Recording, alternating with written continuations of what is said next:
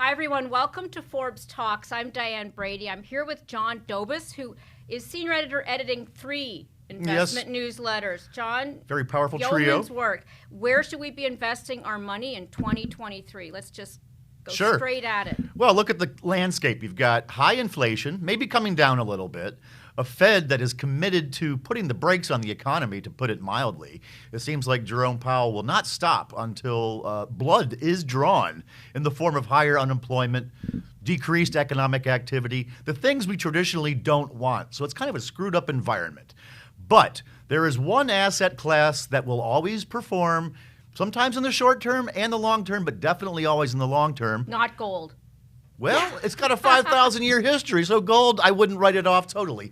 Gold likes it when interest rates are low and going lower. So that might happen in the future if the Fed does decide to stop doing this sadistic stuff to the economy by hiking interest rates 450 basis points this year. We haven't seen that kind of action since 1994. Yeah. Before that, 1980. So the asset class that I would suggest people look into, dividend-paying stocks.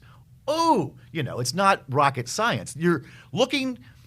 I'm a value investor. So Right. I do one of the newsletters that I do is the Forbes Dividend Investor. So I'm looking for stocks that trade at discounts to their historical valuations. If a stock usually trades at 20 times earnings and it's trading at 15 times earnings and it's not completely falling apart as a business, there's probably a future there because earnings over time always rise.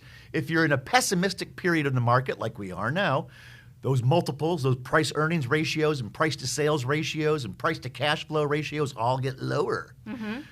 But you got to look back at 150 years of publicly traded securities in this country and say, well, I guess the trend is kind of higher. And it's unmistakably so. If you think that Putin's going to take over the world hand in hand with China and we're all going to be debt slaves working in FEMA camps.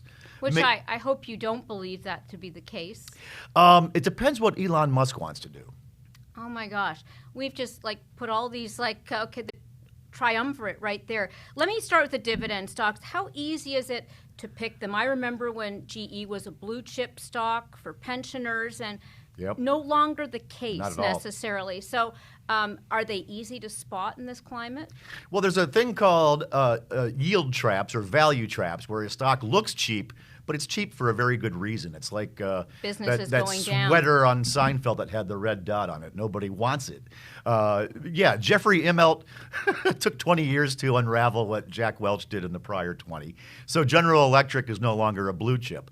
So I have about a 7 or 8 point inspection that I go through, and one of those is free cash flow. Mm-hmm. A company's got to generate free cash flow because without that, there really is no ongoing economic value. It's got to have the ability to distribute cash. You can talk to Warren Buffett, his mentor Benjamin Graham, and they'll all tell you the same thing, although it would have to be from the grave for Mr. Now, Graham. We don't recommend stock picks, or maybe you do, but would there be any companies that stand out as free cash Very flow? much. I'm assuming tech companies are usually pretty good on that front. Tech companies are pretty good on that front. They do have to plow a significant amount back in the business. If you're a company like Intel, they throw back in 40% of revenues in most years to keep on the leading edge of chip design. So Intel is a stock that's currently in the portfolio. It yields over 5.5%. So think about that. Today you think, Intel might be a little bit more expensive in the future. I want to own that stock. And it's not just a crapshoot. You're getting paid real money every quarter from Intel, and they've got a pristine dividend history. The company's been around since 1968. Okay. Any others that come to mind? Yes, very much so. Seagate Technologies, STX, another high dividend yield above 5.5%. Unless we stop storing data on solid-state drives and disk drives and other currently known technologies, Seagate will be around. Mm-hmm. Let me throw one more at you. The first company that developed a pacemaker back in 1957 called Medtronic, and MDT is the ticker symbol. Your yield is not quite as high as Intel or Seagate, but Medtronic, a company, again, with a long history of producing profits, distributing cash, innovating, staying ahead of the curve. There are some places in retail, across the board, retail looks cheap. Nordstrom, Kohl's, American Eagle Outfitters, Macy's, all these stocks. But you ever get the feeling some of them won't be around in the future? Yeah, retail's been a very stressed. When you think about distressed assets, the word retail usually rises on the screen. What's interesting about the stocks you mentioned is we tend to chase sort of the shiny new Yes. brands, in part because of where we are in the innovation cycle. The three you've mentioned are not stalwarts by any means, but they certainly do have a long track. I would call Intel a stalwart. So is that a theme? Again, I don't want Yes, to it is. Like back to your example of General Electric.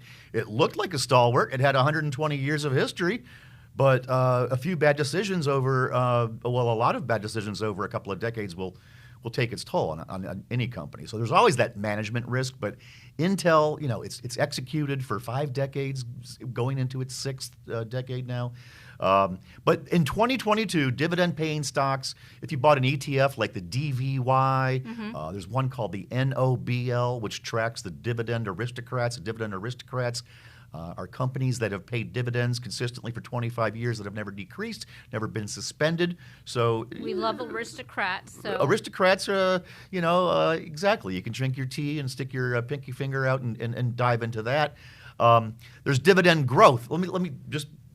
This is a very important concept. So you buy a stock like Intel, and you're getting that 5.5% dividend yield. But what happens over time? They're hiking the dividend higher and higher and higher. So let's say you throw $10,000 in there, so that 5.5% yield the first year, you're getting $550. But then they keep raising it 10% a year. So your yield on your original cost 10, 20 years down the road will be astronomical. Qualcomm started paying dividends in 2003, and over the last 2 decades, it's grown to the moon. So your original yield, if you bought Qualcomm in 2003, was something like 1.6%. But because of the dividend hikes, you're way up over 13%. So I believe that if you choose good stocks with a long history of doing the right thing in terms of being in the right business, managing it right, never forgetting that dividend, because you cut the dividend, you tick off a lot of people. There have been a number of companies that have cut the dividend because of tough times. So that's a warning flag for you? It is, unless it's like a hurricane strike. 2 years ago, when COVID hit, it was probably the smart thing to do to conserve cash. Nobody knew what was going to be going on.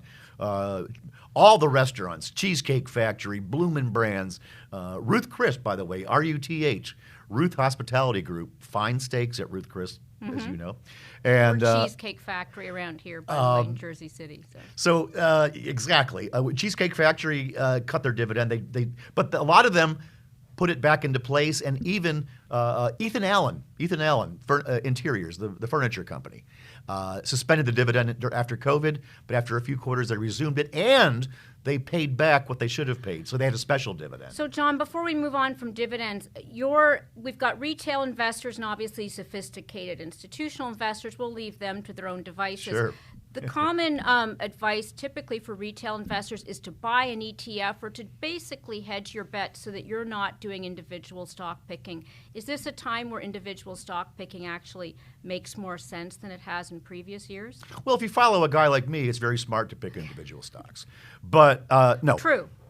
This is true. I'm not going to brag, but we do have the data going. Yeah. Over the past 10 years, we have outperformed the S&P 500 and about 26 of the 30 dividend ETFs that we track. Yet but here yes, you are with a journalist pay.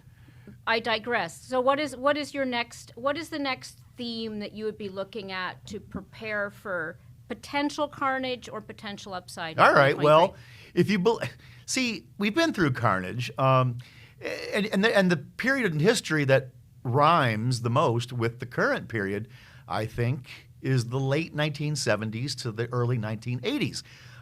We'd already had to deal with inflation. Pre-morning in America.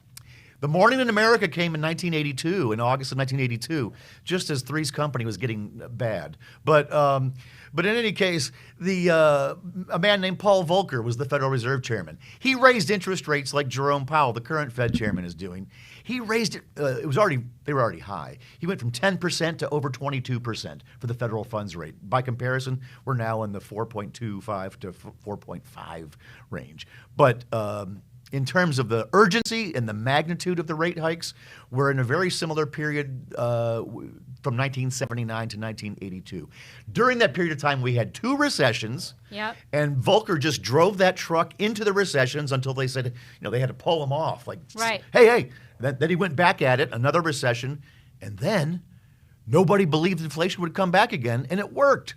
1982 to 2000, we had a monstrous bull market that ended in a little bit of tragedy. Well, let me ask you, because when you mentioned Volcker, it does sort of raise the fact that we have been in an abnormal period of interest rates for the past, several years. So are we not just returning to normal? I know you're talking about the specter of how quickly this is happening, but, money has been, in essence, free. And can we basically say that is not likely to come back again in any meaningful sense? I don't think over the long term that you could be paid to borrow money. It just doesn't usually work that way. But we had that strange negative real interest rate and sometimes even negative nominal rates over in Europe. But yes, we are coming off of a period since 1981. Interest rates have done nothing but go down. The 10-year Treasury yield, which is high now at 3.7%, was 16.5% in August of 1981. So we are getting back to, and the average over the past century or so is about 7%. So it sounds like there are perils for bond investors in this market, right? Is that something that is an issue that you think? Well, you can talk about perils over the past year. Look at, if you had long-term Treasury bonds, you're down about, 15 to 20%. You had no safety from the stock. People traditionally buy bonds and they think, the stocks are a little too risky for me. I better be in the bond market. Bond market has been a horrible place. At some point, when the Fed does decide to stop raising interest rates and maybe even start cutting them, rates go down, and when rates go down, the value of bonds goes up. I know most people aren't, big bond players, so they're not going to be. Most people don't even buy bonds anytime in their lifetime. $10,000 inflation bond, right? Isn't that those were the big deals in the past over the summer when they were offered? The I bonds were 9.62%. They're down to about 7.1. They're pegged to the CPI increase. So my overall counsel for anybody who is looking to throw some money into the market or protect what they have is to choose sensible stocks that have been around, companies that have been around for a long time, have track records of always rewarding shareholders. They're in businesses that aren't, it's not in a state of long-term decay. So you want to see earnings growth. You want to see profit growth. You want a dividend yield that is going to compensate you for holding those stocks for potentially 4 to 7 years. Let's not forget that that's the advice that people usually get is, hey, diversify. If you don't need money for 4 to 7 years, stocks are in a great place. If you need it for your gas bill, you need to be, in a checking account. Should we worry about the value of the dollar? Talk a little bit about the global landscape because, we've always focused on the domestic market, but yet there is a sense that the dollar is vulnerable, having been so strong. The dollar was raging. It had jumped out to like 35-year highs against there was no euro 35 years ago, but the Deutschmark and the franc and the things like that. The British pound. British back when a lettuce was competing against. Thank the you, Prime Liz Minister. Truss. Yeah, that was parity almost, right? In the GBP to the USD. So here's what I view currency as. J.P. Morgan was asked by a young investor after the 1907 panic, what will happen to the stock market? Young man, it will fluctuate. So exchange rates will fluctuate. You look at the history of the dollar, it goes up, it goes down versus currencies. And here's the strange thing. You think, I want a strong U.S. dollar because I have U.S. dollars. Yeah, that's cool if you're going to France and you want to buy wine at the wine tours and things like that. Not if you want to buy French wine here. Or if you're trying to sell plows and bulldozers and things like that to Europe.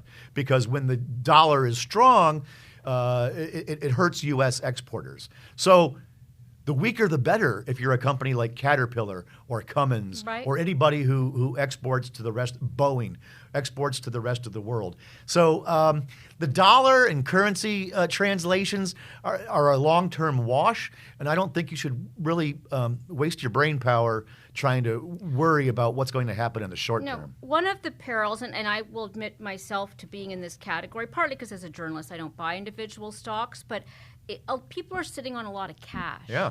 And is that a mistake? Well, it's a mistake if the market goes to the moon from here. But if we're, look, no one knows what's going to happen next year. The uniform consensus is for a recession.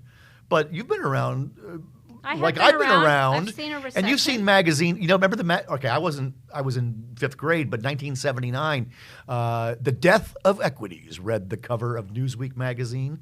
And little did you know, we were just 2-3 years away from the next major bull market. So, right when you think that, right when the sentiment suggests that we're going to go one way, history shows that we tend to go the other way. So, we don't know if there's going to be a recession next year. It looks like we may have already been through the worst of it. I mean, GDP shrunk in the second quarter and grew in the third quarter. So maybe we were in it and out of it and didn't even know it. I know, obviously, caveat emptor is always the message to any investor. But to sum up, in terms of going into 2023 and the investment outlook, are you generally optimistic, or are you perhaps, treading in with a little more fear than usual? I look at this environment as one where you can find abundant value everywhere you look. And I'm not saying that things won't get worse before they get better. If you look at the period that is an analogy for this one, the Volcker tightening period from 1979 to 82, we didn't really, the stock market went nowhere. It did one of these. We came back almost to where we started in 79, and then it was the great takeoff. So I'm optimistic. I see a lot of value. When I feel fear my own self, I know that that's a trigger. That's an indication that maybe there's some good buys out there, because it's hard not to get wrapped up in the pessimism. And when pessimism gets to a contrarian style to investing, is a very smart way to go. Last question, and you are not an expert in this area, but any thoughts on crypto, since that has been the dominant theme of, and what was surprising about FTX was we had pension funds that invested in there, some of the world's most sophisticated investors. Is that day done? I'm turning you into a total soothsayer here. Well, don't forget all the smart, very well-connected people who invested in Theranos, too.